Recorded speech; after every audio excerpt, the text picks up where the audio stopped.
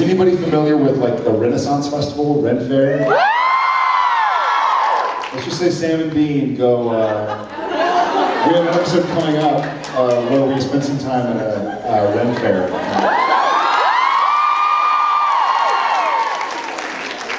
How many people actually go to the Ren Fairs? Okay, I do too. I do. It's really fun. So that's my answer. Thank you. No, I'm missing the. Is it like Moose D'Artagnan or something? What's Moose Tanya? Really glad I didn't pick that up. Okay. Hi. Well done.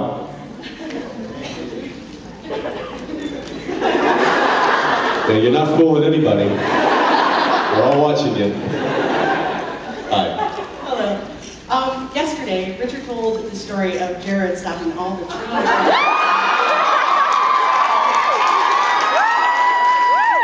Wait, Richard did a what with a who? He told the story. Oh, the train. Yes, oh, the he train. decided. He told on me. Yes, basically. Jerk. So I was wondering if there was any, story like that where Jensen had stopped traffic throughout Europe or something like that. Yeah, please do tell.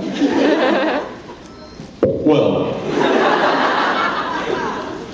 do you want me to try to come up with something that battles him stopping all of the trains in Europe? No. Is everybody familiar with that story?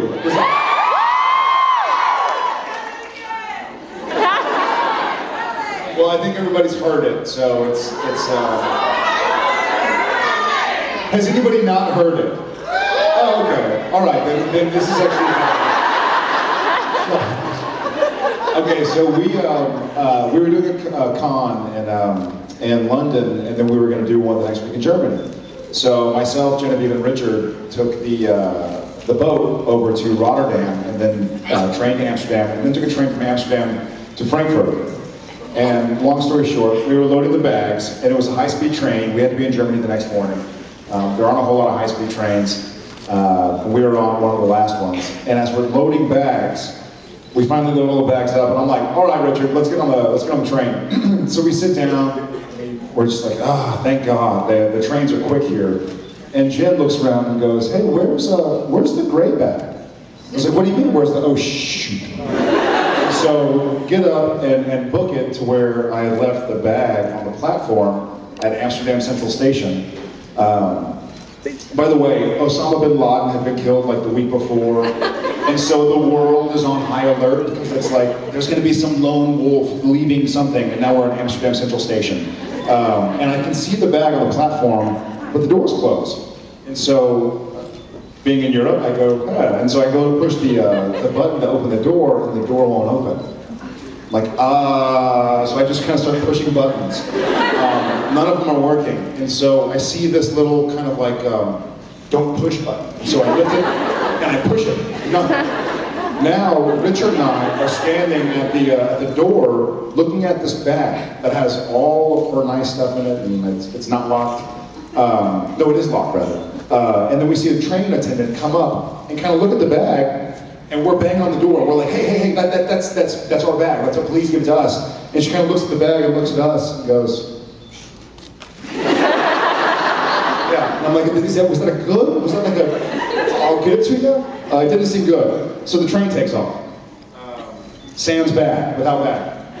I'm now panicking. I'm profusely sweating. I'm storming up and down the train. I'm like a giant in Europe. All these like pacifist Amsterdam folks. Just in Europe?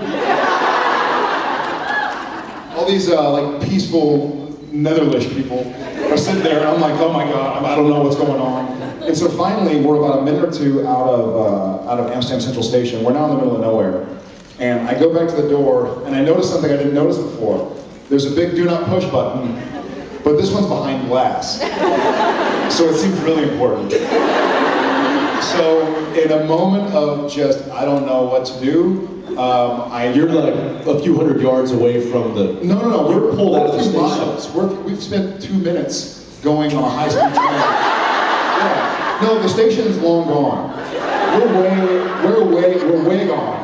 And so I decided to punch through the glass and push the button. train does like a Star Trek stop, everybody is jerking, all the doors open up, and there is a blaring noise, like this loud noise. And I'm like, oh my God. And Richard Spade, God love him, goes, dude, I got your back, but I'm gonna go sit down. And so he goes and takes a seat and starts going, who is that man? I've never seen him. Who's that giant over there? And he robbed me. And so I'm standing there, and I'm like, I don't think this is good. And these two attendants come barreling into the train part that I'm in. And this lady's like, what's going on? Well, you're the one who looks scary, so what's the problem? And she means it. She's sincere. She thinks I'm like dying or something. Because no one pushes an emergency stop on a train in Europe. And I'm like, well, ma'am, I left my wife's bag on the platform. And she's kind of hard to read. She kind of looks at me and she's like, and English wasn't her first language. And so I was like, does she not understand what I'm saying? So she makes me clarify. She goes, you left your wife's bag on the platform? Yes I did. And she's like, you don't push the emergency button because you leave your wife's bag on the platform. And I was like, ma'am, I'm really sorry. I didn't realize it would stop the train. She goes, you didn't stop the train. You stopped every train in Europe.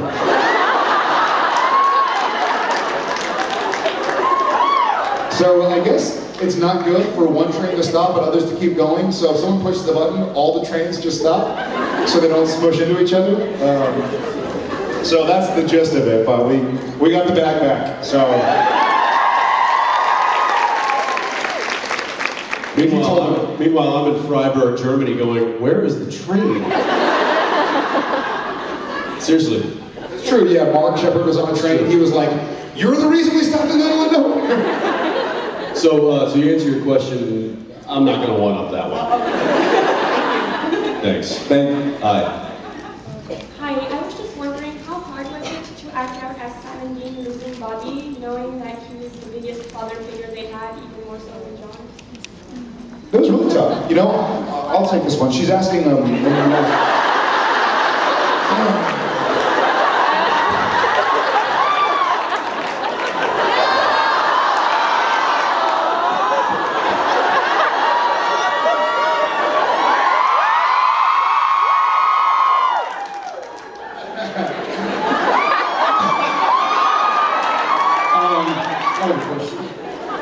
you in the shirt. Yeah, this one's from Jensen. I'll take it. I'll take this one. What's it like having to put up with Jared all the time? I'll take this one. It's really funny you asked that. And I'm glad you did, actually. Oh, hey guys.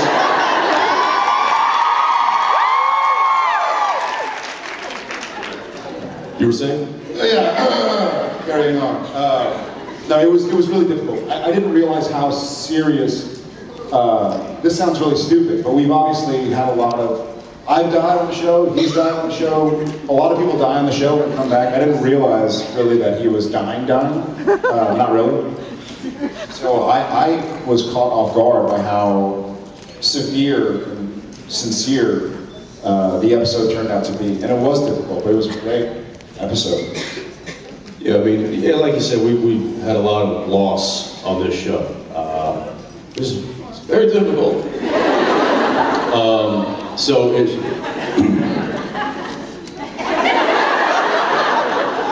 Mom in our hearts! What? I'm emotional, man. Go easy. So it's you know, it's never an easy thing, especially when a character that you know you built such a relationship with over many seasons gets taken away. But unfortunately, that's you know, that's the movies, that's TV, and that's good television. And but the good thing is because of these things, we still get to see Jim quite a bit, and we still talk to him a lot too, anyway. So bring him here. He won't fit in my carry-on. Okay. Never seen his carry-on? Are you kidding me? It's like a body bag. Yeah, I have a gigantic carry-on. If my carry-on were on any other human being, they'd make them check it. But because relatively it's not really big, Because it looks like a purse. my purse is on the other side. But my bag, it's probably 60 pounds or something. It's a big old duffel bag, and I have it chock full. But if somebody else had it, they'd be like, "Oh, you gotta check that." Anyways, sorry, great question. Thank you so much. Hi. Hi, sorry to see you from this angle here. So this is as close as I'm ever going to get to you, so here we are. My question is actually for both of you. Okay. My question is for both of you because I was introduced to Supernatural 2.5 months ago, and my friend has made me watch 5 seasons. I'm so sorry. I tell you, after watching 7 shows in a row, things get blurry. But anyway. Think about filming 158 of them. Well, actually, I don't even know who this is. one of the things that I've had to learn, because I've been deep in instruction about you guys, is that you can have a really great friendship. Or it's so seems. I don't even know who this guy is.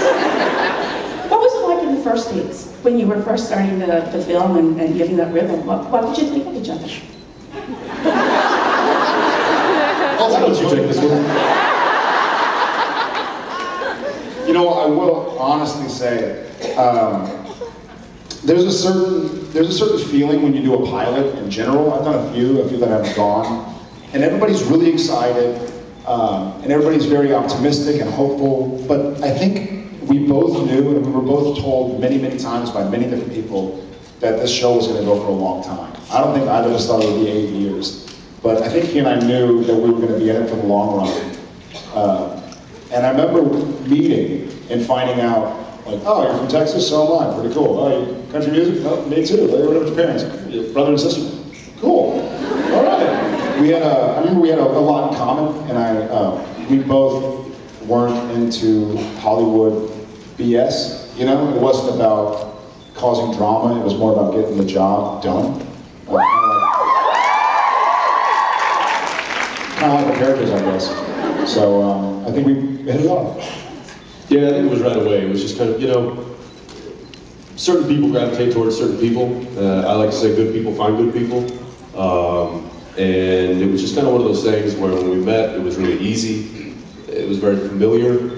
And that just kind of, we built on that. And it kept getting more familiar. And then pretty soon, we're just rocking it, and we had a good, solid friendship. We had a great working relationship. The characters were forming this really cool chemistry on the screen, and it all just kind of worked out. And I think we got very fortunate. So welcome to the show, and welcome to the family. Oh, thank you. But I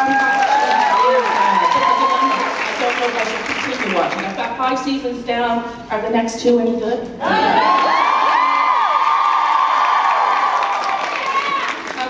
Yeah. Yeah. Thank you. Know your audience. Thanks so much, guys. Thank you.